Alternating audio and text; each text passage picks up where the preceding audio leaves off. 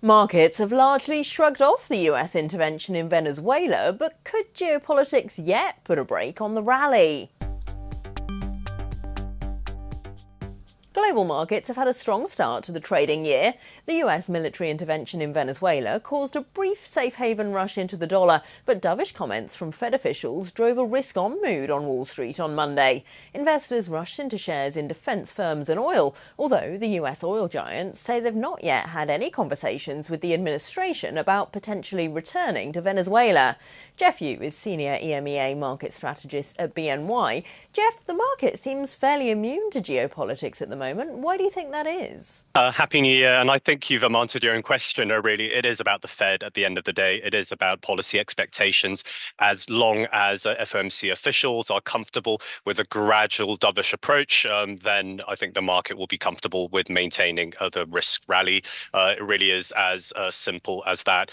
Given the current outlook for the year and given the growth outlook and the productivity outlook, especially in the US, I think people are generally comfortable picking up where they left off. The market, though, is still pricing in 2 rate cuts from the Fed this year, which is not what policymakers themselves see. Who's right? Well, I think they can both be right at the same time because, when the facts change, people will change their minds. We're very comfortable with that pricing right now. And the Fed, of course, they'll need to be wary of upside risks to inflation, but also, downside risks to the labor market, given the dual mandate. And it's not just about the Fed, it's about global central banks as well. On the one hand, you've seen further rate cuts, by the Bank of England, for example, yet the European Central Bank is pivoting towards monitoring inflation, even talking about a hike. So this is really a good environment, I guess, for volatility. So that's our broader view.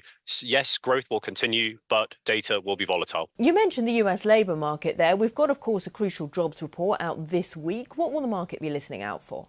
So the market wants to see if there are any signs that this so-called no fire, no hire economy is going to shift, and in which direction is it going to be a shift. And that speaks to the inflation and growth outlook we talked about. If it's going to become more hiring and less firing economy, then of course there will be upside risks to inflation, indicates expansion. On the other hand, if the shift is more towards no hires but more fires, then that's going to be a different situation, and markets may choose to price in a more dovish Fed as well. So this will be really important to determine and really set the tone for how we trade policy expectations for the year ahead. We did see a brief recovery, Geoff, in the dollar on Monday, but it didn't last very long. As the Fed brings rates down, is the dollar's safe haven case set to get even weaker in the year ahead? It really depends on what currency pair you are looking at. We still think the dollar is a safe haven. There is an alternative right now.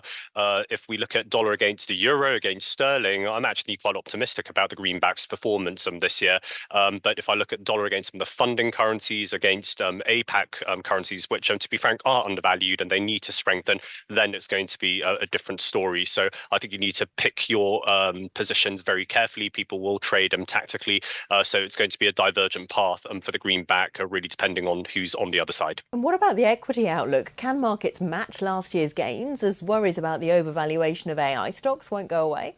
So I think from a growth point of view, these concerns will always be part of the narrative. And we do think that equities can continue to perform. It goes back to the growth and productivity angle that we talked about. I think equity investors will be much happier with productivity-driven gains because it matches their growth outlook. But having said that, there are external events which can overtake. So that's why we would look for, yes, strong returns, but it's going to be a volatile path as well. And ultimately, it is going to be about financial conditions and where the Fed lies. That's going to have a much stronger impact on the policy around mid-year, I would say, especially if there is going to be challenges to the current pricing for Fed interest rates. That was Geoff Yu of BNY. Don't forget, you can watch more videos on Reuters.com.